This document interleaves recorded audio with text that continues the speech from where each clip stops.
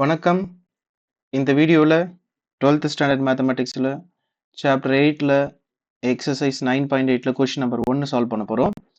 Question இங்க display பண்ணிருக்க பாருங்க. 3x - 2y + 6 = 0 ன்னு ஒரு ஈக்குவேஷன். x = -1, x = 3 மற்றும் x அச்சு ஆகியவற்றால் அடைபடும் அரங்கத்தின் பரப்பை காண்கன்னு கொஸ்டின் கேட்டிருக்காங்க.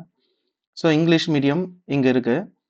Area of region bounded by இந்த லீனியர் ஈக்குவேஷன், இந்த ரெண்டு limits and x axis mention பண்ணியிருக்காங்க. ஓகே, ஸோ ஈஸியாக எப்படி இந்த கணக்கை ஹேண்டில் பண்ணலாம், எப்பவுமே எப்படி ஈஸியாக ஞாபகம் வச்சுக்கலாம், நல்லா கவனிச்சுட்டே வாங்க.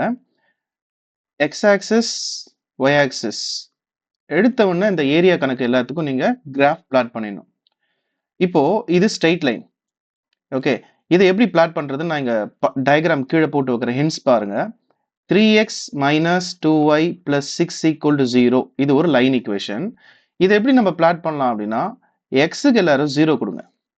எக்ஸுக்கு 0 கொடுத்தீங்கன்னா ஒய் வேல்யூ கிடைக்கும். ஸோ எக்ஸுக்கு 0 கொடுத்தா என்ன ஆயிடும்? 3x போயிடும். -2y + 6 = 0ன்னு இருக்கும். இதுல இருந்து ஒய் வேல்யூ நம்ம ஃபைண்ட் அவுட் பண்ணிக்கணும்.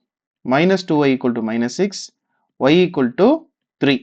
2 எடுத்து நான் 6 கூட அடிச்சு 3ன்னு கண்டுபிடிச்சிக்கிட்டேன்.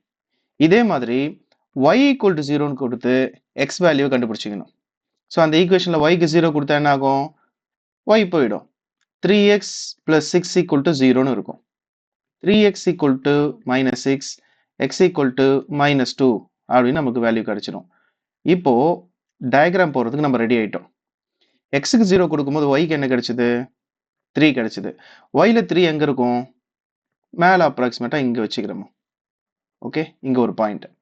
அப்புறம் எக்ஸுக்கு ஒய்க்கு 0 கொடுக்கும்போது எக்ஸுக்கு எவ்வளவு கிடைச்சது? -2. -2 கிராஃப் ஷீட்ல எங்க இருக்கும்?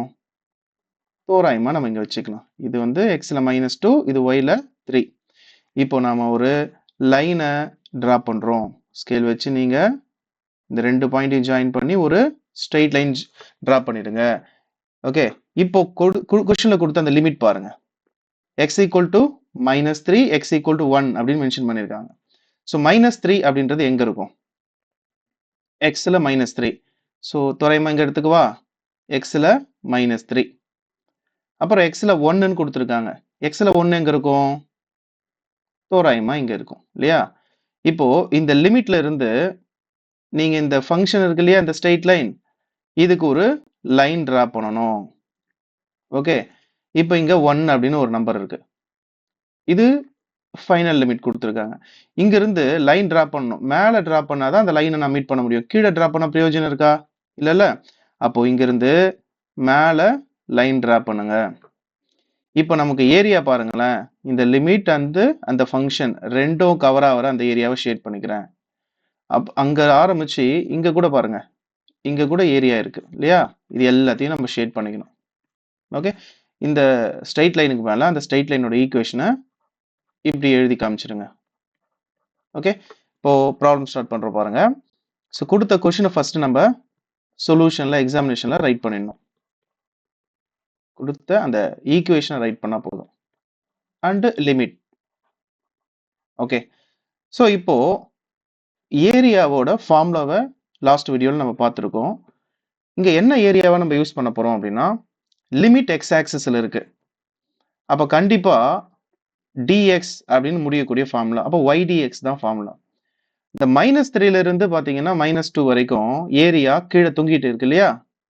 அதனால -3 to -2 வரைக்கும் ஏரியா கீழே டவுன்ல இருக்கிறதுனால என்ன ஃபார்முலா சொல்லியிருக்கோம்? இப்போ dx கன்ஃபார்ம், பிகாஸ் எக்ஸ் ஆக்சிஸ்ல லிமிட் இருக்கு. அப்போ -ydx, ஏன் -ydx போட்டோம்? ஏரியா எக்ஸ் அச்சுக்கு கீழே இருக்கு. ஓகே, பிளஸ் ஏன் சார் பிளஸ் போட்டு பிரிக்கிறீங்கன்னா, அங்கிருந்து -2ல இருந்து சொல்றேன். -2ல இருந்து 1 வரைக்கும் ஒரு ஏரியா இருக்கு இல்லையா? -2ல இருந்து 1 வரைக்கும் ஒரு ஏரியா இருக்கு. அது எக்ஸ் அச்சுக்கு மேல இருக்கு. அப்ப பிளஸ் ydx. ஓகே, இப்போ இங்க -ydx இருக்கு. நம்ம எந்த கணக்குமே மைனஸ் வச்சு ஹேண்டில் பண்ணணும் அவசியம் இல்லை.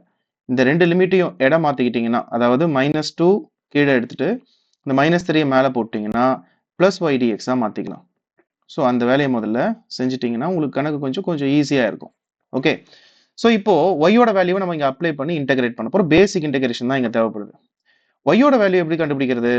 கொடுத்த கொஸ்டின் இருக்கு இல்லையா, அதை நீங்க எக்ஸாம்ல இந்த டயக்ராம் கீழே எழுதி ஈஸியா ரஃப் ஒர்க் பண்ணிக்கலாம்.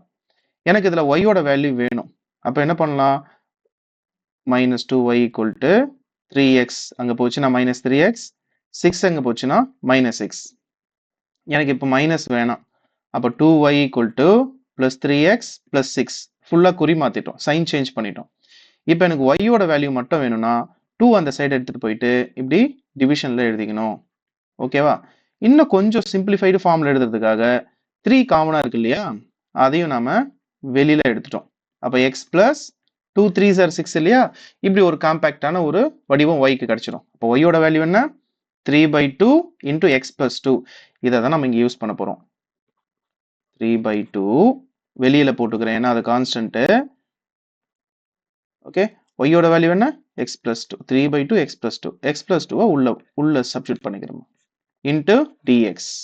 அதே போலதான் இங்க y இருக்கு இல்லையா, y யோட வேல்யூ 3/2 கான்ஸ்டன்டா இருக்கு, வெளியே காமிச்சிருக்கேன். x plus 2 வந்து உள்ள போட்டிருக்கோம்.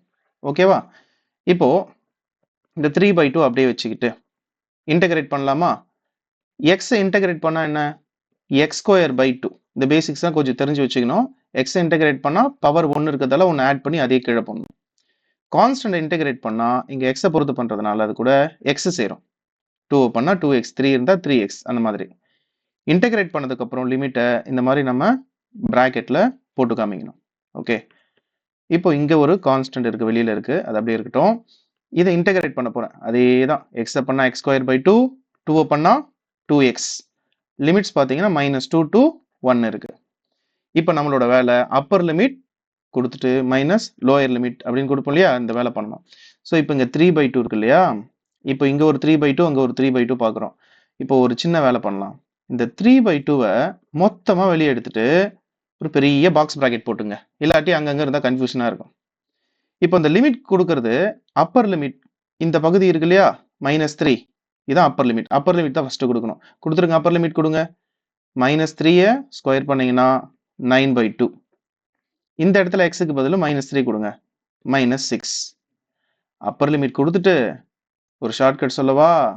இங்க அப்பர் லிமிட் இருக்குல்ல, இதையும் இங்க சேர்த்து கொடுத்துட்டீங்கன்னா உங்களுக்கு கொஞ்சம் கணக்கு ஈஸியா இருக்கும். சரியா? இந்த அப்பர் லிமிட் இங்க கொடுத்து இது கூட சேர்த்துக்குங்க. அப்பர் லிமிட் 1 கொடுக்குறீங்க அந்த ஃபங்க்ஷனுக்கு, செகண்ட் பிராக்கெட்ல இருக்கிற ஃபங்க்ஷனுக்கு. அப்போ 1/2 1/2 பிளஸ் 2 1s are 2.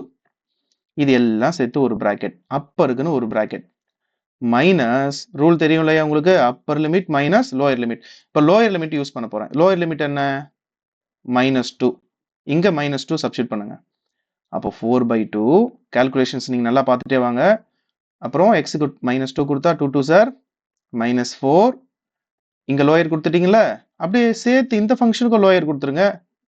அது இங்க இருக்கிற பிராக்கெட்ல இருக்க வேல்யூல இருக்க எக்ஸுக்கு கொடுங்க. 4/2 எக்ஸுக்கு -2 கொடுத்தீங்கன்னா 2 2s are -4.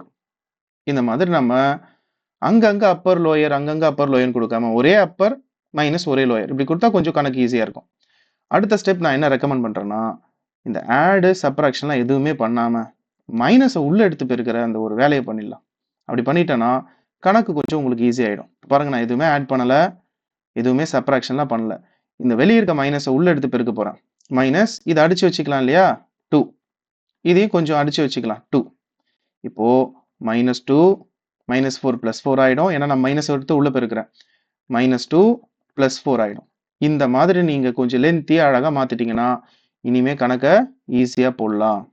ஓகே, இப்போ 9/2 1/2 இருக்கு, பைல காமனா 2 இருக்கு இல்லையா, மேல அதை மட்டும் ஆட் பண்ணிக்கலாம். 9 + 1 10/2. ஓகே, ஏதாவது கேன்சலேஷன்லாம் ஆகிற மாதிரி இருந்தா அடிச்சு விட்டுருங்க. +2 -2 கேன்சல். ஓகே, இப்போ 4 பிளஸ் நம்பர்லாம் ஆட் பண்ணி போட்டோமா? 4 + 4 8. -6 -2 பாக்குறீங்களா, அது ஒரு -8. ஓகே, அப்ப +8 -8 கேன்சல். இந்த 10/2 நம்ம அடிச்சோம்னா 5 கிடைச்சிரும். அப்போ வெளியில 3/2, உள்ள கிடைக்கிறது என்ன? 5. 3 5s are 15/2 தான் ஃபைனல் ஆன்சர். ஓகே, இது ஏரியான்றதுனால ஃபைனலா நம்ம என்ன போட்டு கன்க்ளூஷன் பண்ணணும்? Square units. ஓகே, கணக்கு புரிஞ்சிருக்கும் நம்புறேன். Thank you.